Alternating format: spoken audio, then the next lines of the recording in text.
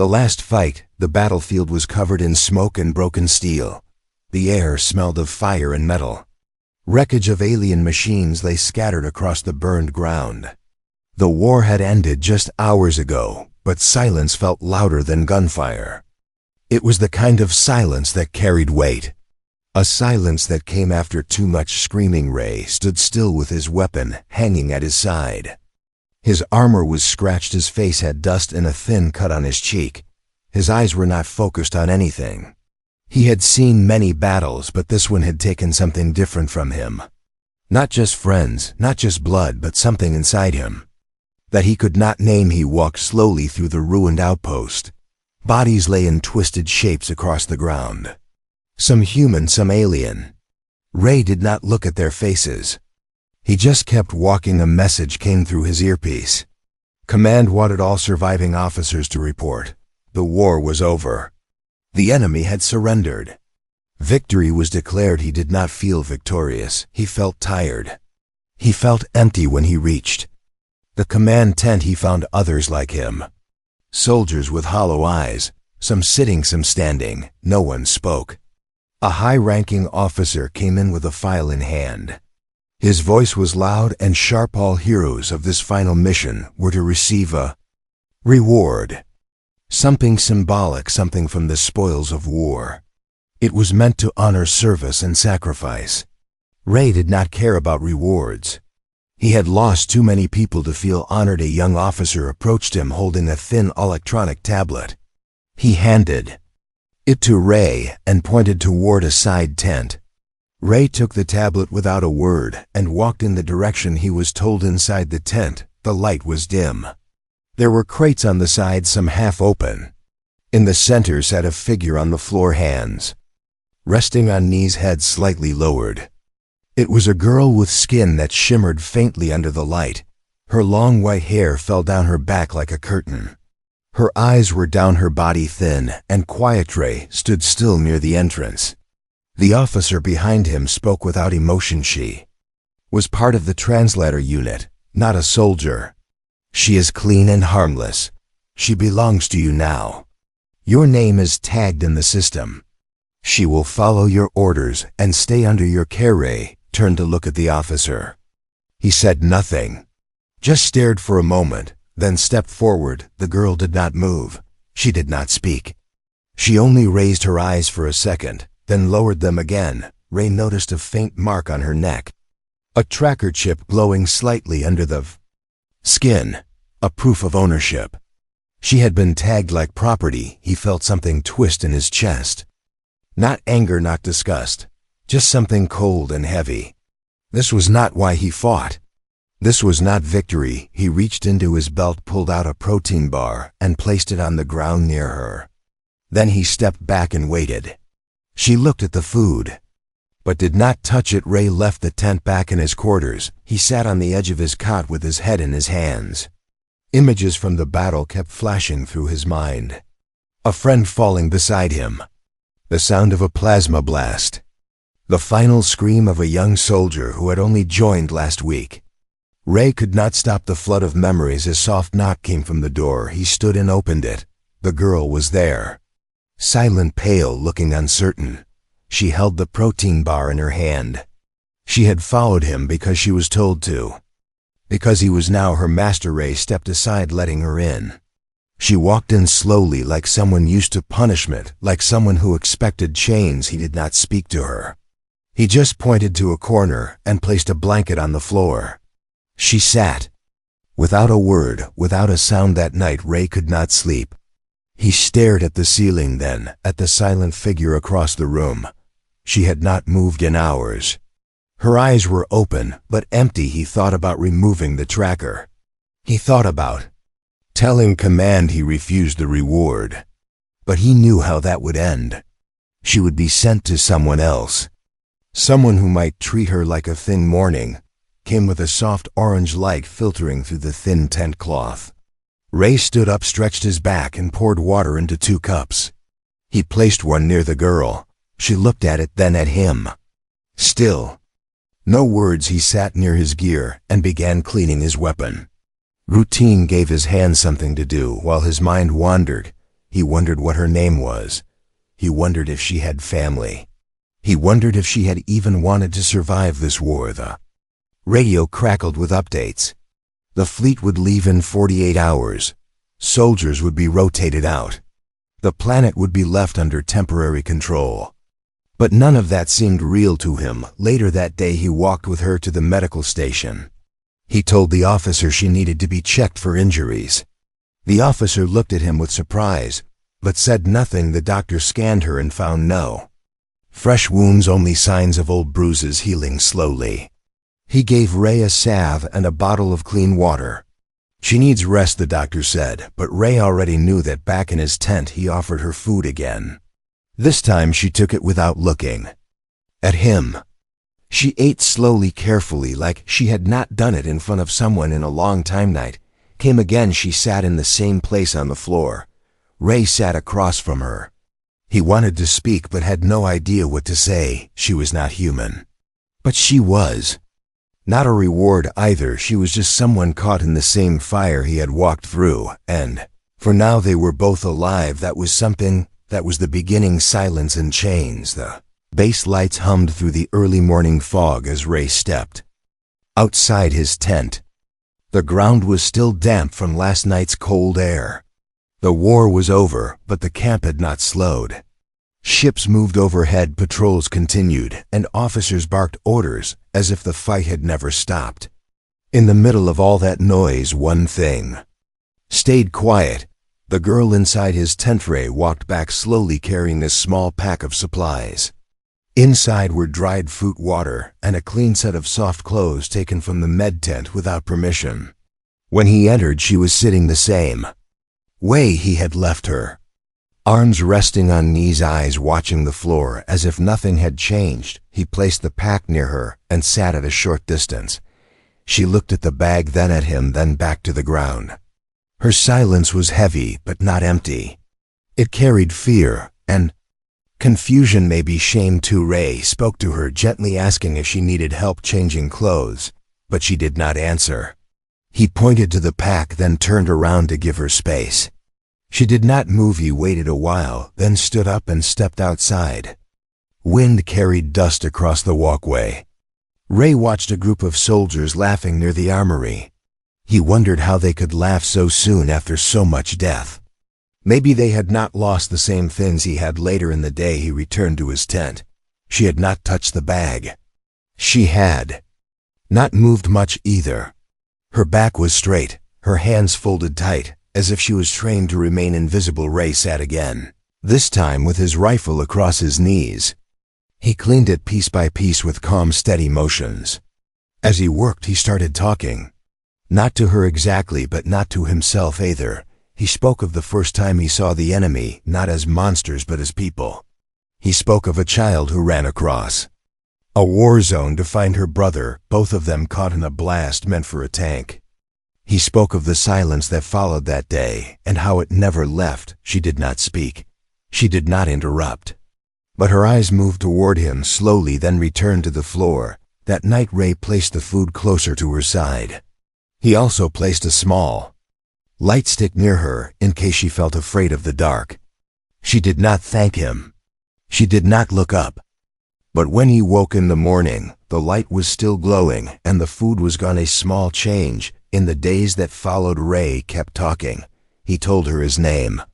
He told her about his unit, and the ones who had made it out, and the ones who had not. He told her about a time before the war, and how he missed walking on green hills without thinking. About snipers. Still no reply from her. He cleaned his gear. He sharpened his knife. He watched the sky from the edge of the cliff near the camp, and wondered how long they would stay on this planet. The command kept changing schedules. No one had clear answers. Back in the tent, he noticed her eyes followed him now when he moved. Small glances, short flickers, but they were there. Her posture began to shift. Less stiff, more alert, more aware. Then one evening, as the sky turned deep red, she whispered one word.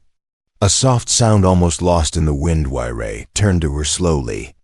He did not ask what she meant.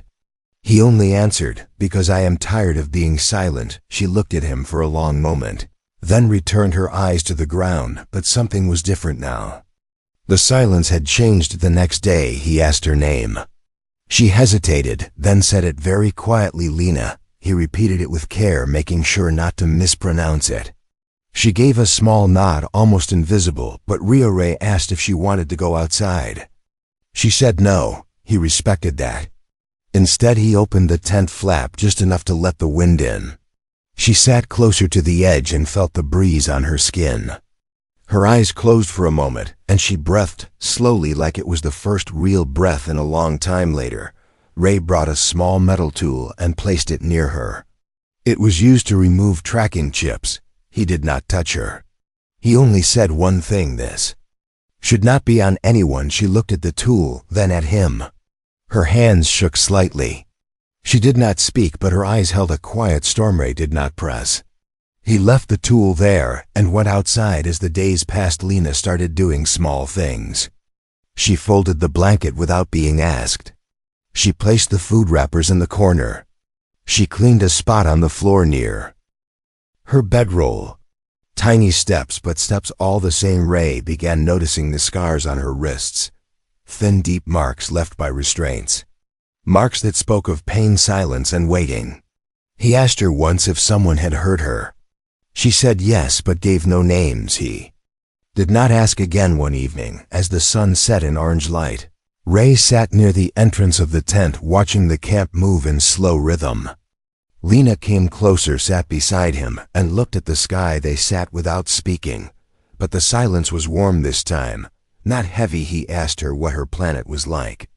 She spoke of wide rivers, blue grass, and birds that sang in the clouds. Her voice was soft and steady. Ray closed his eyes, trying to picture it. A place far from war, far from orders, far from being someone's property. That night he spoke to her with honesty. I do not see you as a reward. I do not want to own anything or anyone. I just want peace for both of us. She looked at him, and for the first time there was no fear in her eyes. She said one word again, but it meant everything. Thank you. Ray nodded once, then lay back on his cot. The night passed quietly with no dreams. Just the sound of wind outside, and two souls inside one tent no longer strangers. The shift. The morning light crept into the tent, touching the corners where shadows had rested all night. Ray opened his eyes and found Lena, already awake, sitting with her legs folded and her eyes watching the open flap. She had not made a sound, but her presence had become familiar, like the air inside the tent and the rhythm of daily life. Ray stood up, stretched his arms, and poured water into a small tin for her, then for himself. He handed her the tin, and she accepted it without hesitation. Her hands no longer trembled when they touched his. The fear was still there, but it had changed shape. It no longer ruled her. They sat together in quiet moments that no longer felt cold. She watched him as he adjusted the straps on his boots and cleaned the edge of his blade. He spoke without needing a reason, telling her about the strange fruit trees he had seen on the outer rim during an old mission. She listened and nodded once in a while, never interrupting. One afternoon, Ray took her to the edge of the camp. He pointed to the sky where distant ships hovered, waiting for final orders. She asked if he would return to Earth. He replied that he had no one left to return to. Her voice was soft when she said she had no planet to go back to either. The war had taken much more than land and metal. It had taken homes, voices, stories, families, and dreams. Ray and Lena both carried the weight of something lost, something no one else could see. That night, Ray sat with the small metal tool in his hand, the same one he had left beside her before. He looked at her and asked again if she wanted the tracker removed. Her fingers touched her neck where the chip rested under the skin.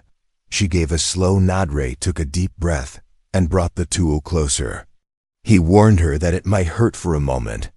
She closed her eyes and tilted her head to one side. He worked carefully, hands steady, voice calm. When the chip came out, he held it in his palm, then crushed it under his boot without a second thought. Lena opened her eyes and touched her neck. She whispered that she felt lighter. Ray smiled for the first time in many days. A small smile but real. The next morning a message came through Ray's CUM device. A new officer was being sent to inspect the camp. Rumors had spread about soldiers forming bonds with alien captives. Command wanted to maintain order and discipline. They feared sympathy more than rebellion. Ray ignored the warning until the officer arrived. The man wore a spotless uniform and carried a datapad with a cold expression. He walked through the base like he owned every grain of dust. When he reached Ray's tent, he asked questions that were sharp and hollow. How long have you had the girl? Do you follow interaction rules? Has she shown signs of rebellion? Do you understand the consequences of attachment? Ray kept his answers short but firm. He said she was under his care. He said she was peaceful. He said there was no trouble. The officer gave a fake smile and reminded him that captives were not equals. He warned that emotional confusion could lead to disciplinary action. Then he walked away, leaving silence behind. Lena had listened from the corner of the tent. Her eyes held a quiet question. Ray spoke before she could ask. You are not a captive. She looked at him with something new in her eyes. Not fear, not sadness, not even hope. Something stronger and deeper, trust. Later that day she stood beside him as he sharpened his blade. She asked if he believed the war was truly over. He said the fighting had stopped, but the war had not ended. Too many wounds still open, too many rules still broken, she agreed. That evening they walked along the outer fence of the base. The sky burned with color as the sun fell behind the mountains. They spoke of small things. Food tastes they missed, songs they remembered, and dreams they once had. She told him that she used to draw on walls when she was a child. She had painted animals, stars, and rivers. Her father had called her his little artist. Ray told her he used to run through green fields, chasing his brother until the sun went down. They had raced with wild dogs and eaten sour berries from the trees. These memories were not weapons. They were not missions. They were pieces of life before the fire. When they returned to the tent, Ray found a message on his device. It ordered him to prepare for reassignment. Lena was to be handed over to a diplomatic unit for research purposes. He stared at the message for a long time. His jaw tightened and his hands curled into fists. He looked at her sitting on the bedroll, smoothing the edge of her blanket like it was something precious. He stood and walked outside, needing to think. Under the dark sky, he made his choice. He would not hand her over. She was not a prize, not a pet, not an object to pass along. She was a person, a survivor, a soul that had walked through fire and still breathed. Ray returned to the tent and packed his gear in silence. Lena watched him with wide eyes, not speaking, until he looked at her and said, "We are leaving," she asked. Where? He said, "Anywhere but here." She stood and began to pack without asking again. Outside the base, the land stretched wide and wild. They moved under moonlight, quiet and careful. Ray knew the patrol paths. He had studied them well. They reached the outer fence and crossed through a gap near the abandoned storage units. Once they were clear, he signaled her to stay low and follow. Close for the first time since the war ended, Ray felt something real: purpose. They did not know where the path would lead, but they walked it together. The war had brought them into the same fire now. They would walk out of it side by side, escape and consequence. Night wind moved across the rocky land with a soft cry, carrying dust and the scent of smoke from distant camps. Ray walked ahead with steady steps, his eyes scanning every shadow, every crack in the path. Lena followed close behind, her feet light and quiet, her face calm but alert. The sky above was wide with stars that looked sharp and cold, like watching eyes. They had left the base behind, but the danger had not ended. Ray knew that soldiers would be sent after them. Once the officers found out he had disobeyed orders. Not many had ever gone against the system. Those who tried were either forgotten or hunted. Ray had chosen his path with clear mind. He knew what he was giving up. He knew what might come. They crossed a dry riverbed, then moved through a stretch of broken trees where the ground was soft. Lena pointed to a small cave near the hill. They took shelter there for a few hours, resting without fire. The silence between them was strong, but it did not feel empty. It felt shared. Ray watched her as she sat with knees to her chest, eyes closed. She looked calm, but he could see the lines of worry near her mouth. He wondered if she blamed him for taking her away from the base. He wondered if she missed the safety of walls and food, but then she opened her eyes and whispered one word, thankful. Ray gave a nod and leaned back against the cold stone. Before dawn they moved again, walking through wild land that had once been home to her people. She pointed to fallen towers, broken machines, dried wells, and houses turned to ash. Her voice was low as she spoke of the past, of fields where children used to play, of songs sung under trees, of light that came from within, not above. Ray listened with care, not interrupting. These were not stories from books. These were memories etched deep into bones. By midday, they reached an old village that had been abandoned during the early strikes of the war. Walls had collapsed, roofs were broken, and silence hung over every doorway. But in that silence there was still something left. Ray found a structure that could hold weight. He checked for traps, then waved her inside. They placed their packs down and rested. Lena touched a wall and whispered a name. Maybe someone she had known, maybe a place that still held echoes. That evening Ray cooked a small meal from dry rations, mixed with herbs she had picked from the ground. They shared the food without speaking much, but the warmth between them was real. It was not about hunger. It was about comfort. Suddenly a sound reached them from outside. A branch snapping, then soft footsteps on stone. Ray moved fast, pulling Lena behind a thick wall. He drew his weapon and waited. Two figures appeared near the entrance, both holding rifles, both moving with care. Ray raised his weapon and called out with a sharp voice. The figures froze, then slowly lowered their guns. One of them raised both hands and stepped into the light. "We are not with them," he said, calm voice, firm eyes. Ray did not lower his gun yet. He asked for names.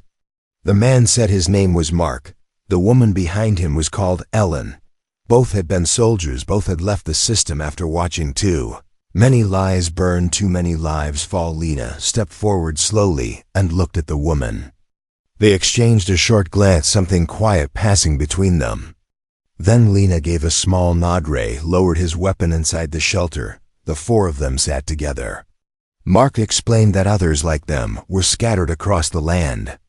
People who had escaped the system, who no longer believed in the command, who wanted peace but knew peace would not come from orders. Ray listened closely.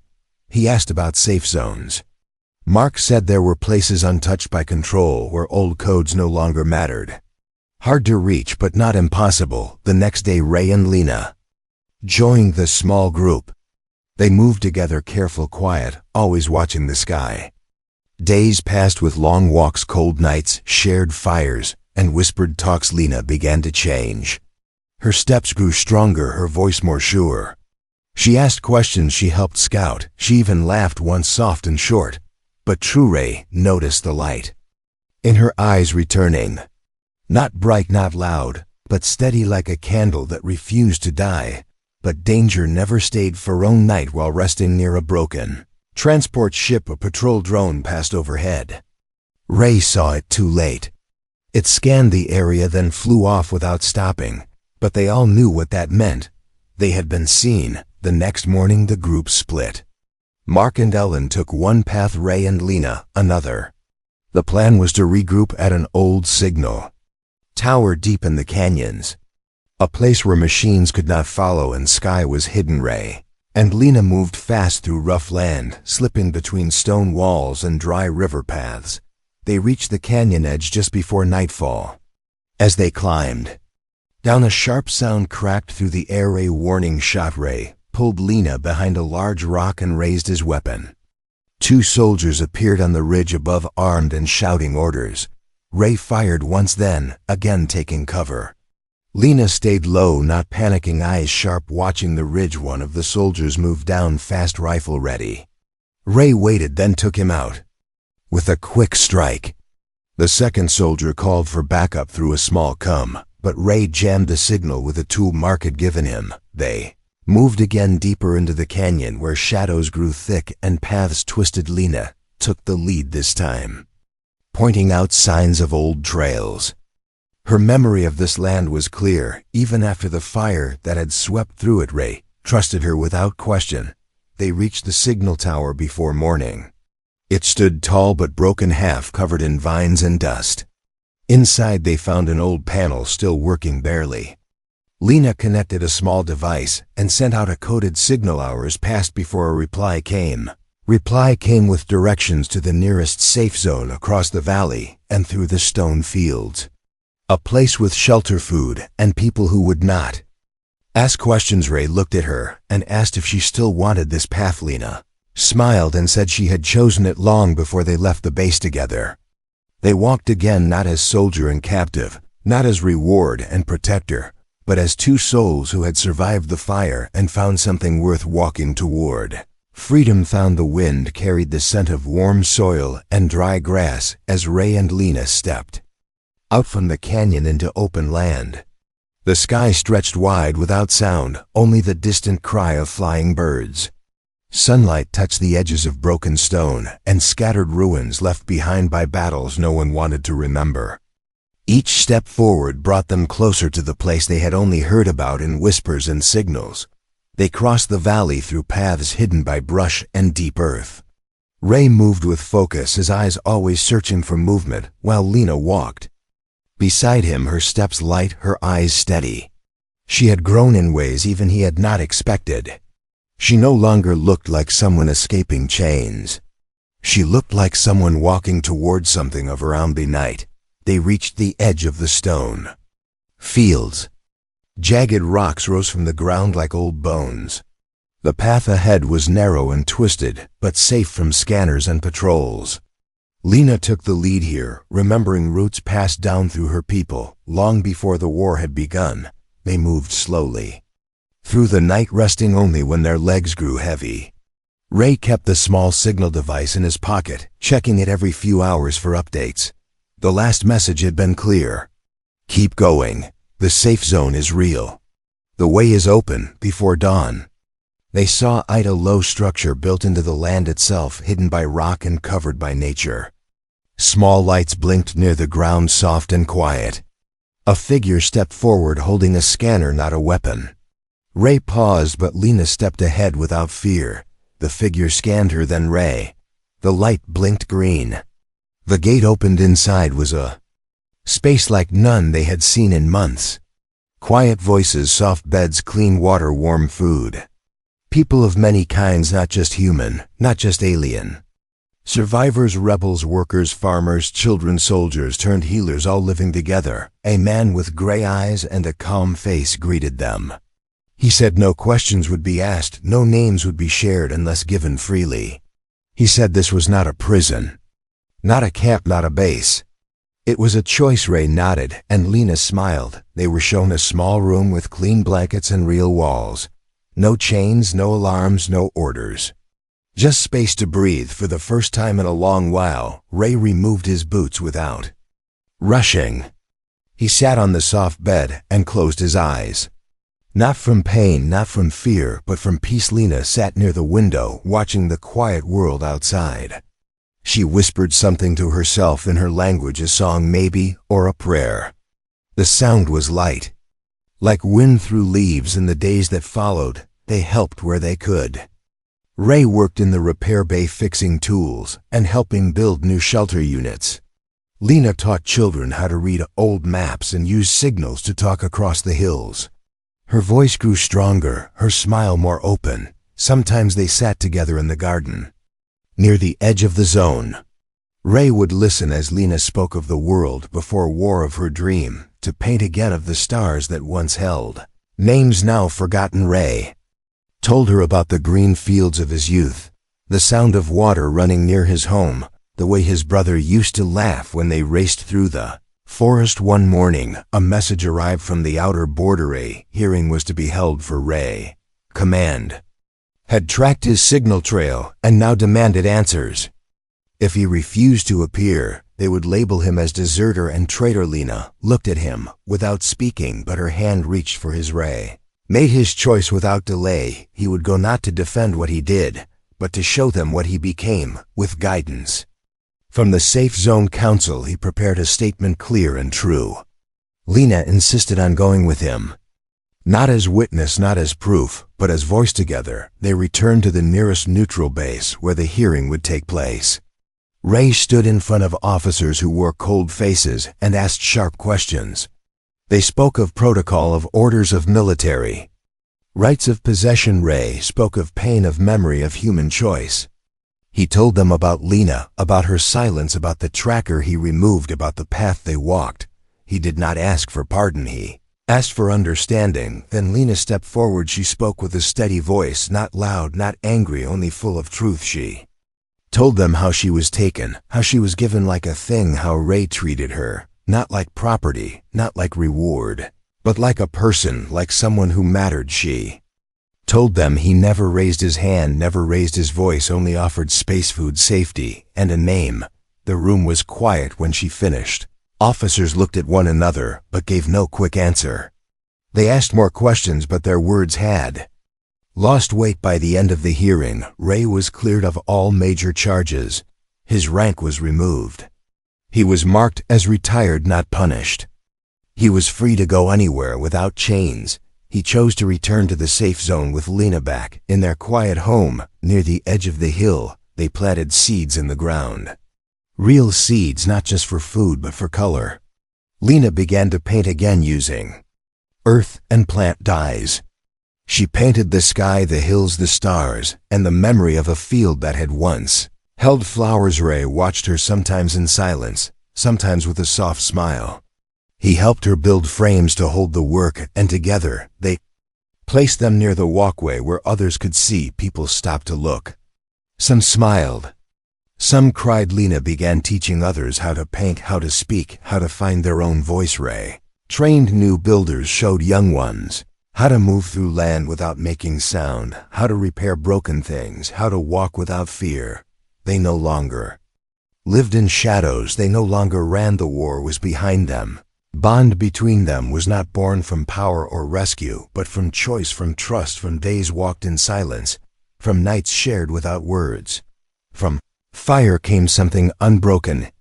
Human soldier and a girl once called slave now walked the same path, not as captor and captive, not as reward and receiver, but as equals, as friends, as something beyond what names could hold. And in that small part of a quiet world, they found what the war could never take: freedom. The end.